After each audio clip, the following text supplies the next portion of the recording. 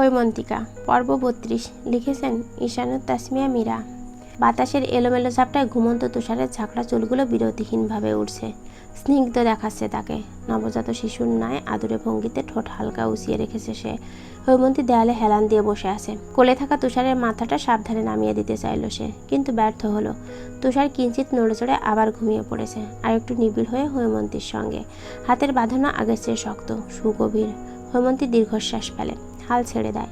একপাশে পড়ে থাকা কর্মহীন হাতটা উঠিয়ে তুষারের ঝাঁকড়া চুলের ভাঁজে নিয়ে যায়। কিছু পলক মুগ্ধ হয়ে চেয়ে রয় সুদর্শন মুখপানে, হাত বাড়ায়, ঘন পাপড়ি গুচ্ছ ছুঁয়ে দেয় আনমনে। ভাবে তাকে দুশ্চিন্তায় ফেলে কেমন নিশ্চিন্তে ঘুমাচ্ছে ছেলেটা, যেন ভাজা মাছটাও উল্টে খেতে পারে না। অথচ কে বলবে এই ছেলেটাই একটু আগে তুলকালাম কাণ্ড বাঁধিয়ে দিয়েছিল। মাঝরাতে কোত্থেকে বারান্দায় এসে চমকে দিয়েছিল হৈমন্তীকে। হৈমন্তী ভড়কানো গলায় প্রশ্ন করেছিল, আপনি এত রাতে এখানে কি করছেন তুষার? ওপাশ থেকে তার ক্রোধে ভরা উত্তর ছিল, আপনাকে না কিনা আওয়াজের পরিবার দেখতে এসেছিল। আংটি পরিয়েছেন, দেখি দেখি, হাত বাড়ান।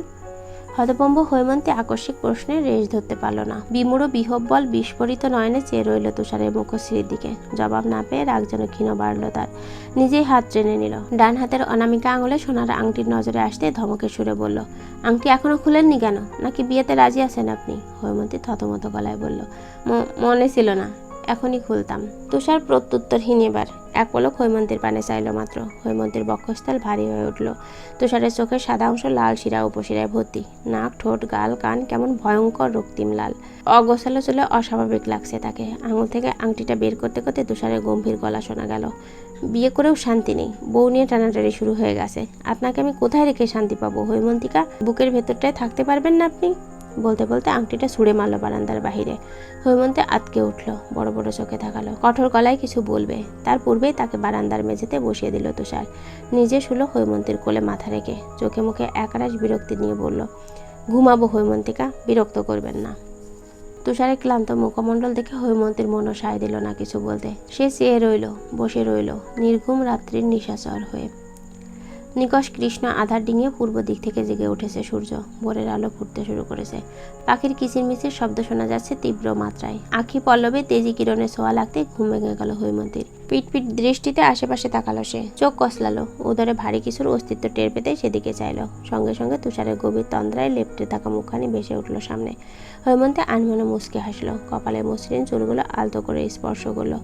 নড়ে চড়ে উঠল তুষার। ঘুমিয়ে কাতর চোখ জোড়া মেলে প্রথমেই তাকালো হৈমন্তীর দিকে। ঢিমে যাওয়া স্বরে শুধালো, শুভ সকাল হৈমন্তিকা। ঠোঁটের হাসিটুকু আরেকটু বাড়ালো হৈমন্তী, শুভ সকাল। হৈমন্তীর উত্তর শুনে আবারও চোখ বুজে নিল তুষার। ছোট্ট একটা হামি দিল। বলা যায় আবারও ঘুমানোর পুরোদমে প্রস্তুতি নিচ্ছে সে। হৈমন্তী হকচকালো, ভড়কালো। রুমে উকি দিয়ে দেখলো ঘড়িতে 5:22। তুষারের বুকে আলতো ধাক্কা দিল সে। তাড়া দিয়ে বলল, ঘুমাচ্ছেন কেন তুষার? উঠুন, উঠছেন না কেন? তুষার জবাব দিল না, শুনলই না যেন।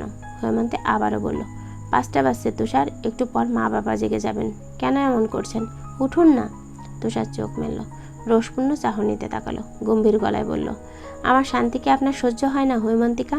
হৈমন্তীর চোখ ছোট ছোট হয়ে এলো। ভুরু কুচকে বলল, বাজে বকছেন কেন? উঠুন জলদি। এক ঝাঁক অনিচ্ছা নিয়ে উঠে বসলো তুষার। হৈমন্তীর ওড়না দিয়ে নিজের তৈলাক্ত মুখশ্রী মুছল। কিছু সময় নির্নিমেষ নিভৃতে চেয়ে রইল হৈমন্তীর দিকে। হিম শীতল কণ্ঠে বলল, আপনি দিন দিন সুন্দর হয়ে উঠছেন হৈমন্তিকা, আমার ঘুম হারাম করে দিচ্ছেন। এইটুকু বলে আর বসলো না তুষার। তৎক্ষণাৎ উঠে বারান্দা বেয়ে নিচে নেমে গেল। হৈমন্তী রেলিং ঘেঁষে দাঁড়িয়ে রইল। নিষ্পলক দেখতে লাগলো কৌশলে নিচে নেমে যাওয়া তুষারকে। দিন গড়ালো, আকাশে নেমে এলো অন্ধকার। রাবেয়া রান্নাঘরে রাতের খাবার তৈরি করছিলেন। হঠাৎ কলিং বেলের শব্দে উঁচু গলায় হাঁক ছেড়ে উঠলেন, হেমন্ত বাপ, দেখ তো কে এসেছে। হেমন্ত সোফায় বসে আলু ভাজা খাচ্ছিল। মায়ের কথায় প্লেটটা সোফায় রাখলো। এগিয়ে গিয়ে দরজা খুলতে গম্ভীর মুখ আশরাফ সাহেবকে দাঁড়িয়ে থাকতে দেখতে পেলে হেমন্ত দৌড়ে চলে গেল আবার। জুতো খুলে ভেতরে ঢুকলেন আশরাফ সাহেব। মনে মনে প্রচণ্ড রাগে ফুঁসছেন তিনি। কোনো মতে ড্রয়িং রুমে এসে জোরে জোরে চেঁচিয়ে হৈমন্তীকে ডাকলেন। হৈমন্তী বিছানা গোছাচ্ছিল। বাবার এহেন ডাকে ভড়কে গেল সে, ভয় পেল। দ্রুত ওড়না মাথায় টেনে ড্রয়িং রুমের দিকে এগোলো। ততক্ষণে জিজ্ঞাসু ভঙ্গিতে রাবেয়াও চলে এসেছেন সেখানে। হৈমন্তী বাবার দিকে ভীতু নয়নে চেয়ে কাপা গলায় জিজ্ঞেস করলো, কি হয়েছে বাবা? তিনি ক্ষিপ্ত চোখে হৈমন্তীর দিকে তাকালেন। ধমকের সুরে বললেন, তোর হাতের আংটি কোথায়? ভয়ে গলা শুকিয়ে গেল হৈমন্তীর। দৃষ্টি এলোমেলো হলো, কণ্ঠ কাঁপতে লাগলো। কি জবাব দেবে হৈমন্তী? কিছুক্ষণ চুপ থেকে জড়ানো গলায় মিথ্যে বলল সে, খুলে রেখে দিয়েছি বাবা। কেন খুলে রেখেছিস? বিয়েটাকে কি তোর ছেলে খেলা মনে হচ্ছে? ইয়ার কি মনে হচ্ছে? নওয়াজকে কি বলেছিস তুই? বিয়ে ভেঙে দিতে? আর কত অসম্মান করবি আমার? একটু শান্তি দে আমাকে, একটু শান্তি দে। আশরাফ সাহেব থামলেন। বাবার সঙ্গে চোখে চোখ মেলানোর সাহস পেল না হৈমন্তী। স্বচ্ছ আখির কোটর হতে এক ফোঁটা জল গড়িয়ে পড়ল মেঝেতে। থেকে থেকে শরীর কেঁপে উঠল। একটু পরেই হয়তো হিসকি সমেত কান্না উঠবে। আশরাফ সাহেব রাবেয়ার দিকে তীক্ষ্ণ দৃষ্টি নিক্ষেপ করলেন। নিদারুণ কঠিন গলায় বললেন, তোমার এই আত্মসম্মানহীন মেয়ের সঙ্গে কথা বলতেও বাচ্ছে আমার। ওকে বলে দাও ওই ছেলেকে যেন ফোন করে বাসায় আসতে বলে। এর একটা বিবিধ আমি করেই ছাড়বো। কি পেয়েছে ওই বাপ ছেলে? আমাকে প্রতিনিয়ত ফোন করে অপমান করবে আর আমি চুপ থাকবো? চলবে। বাকি পর্বগুলোর জন্য চ্যানেলে চোখ রাখুন।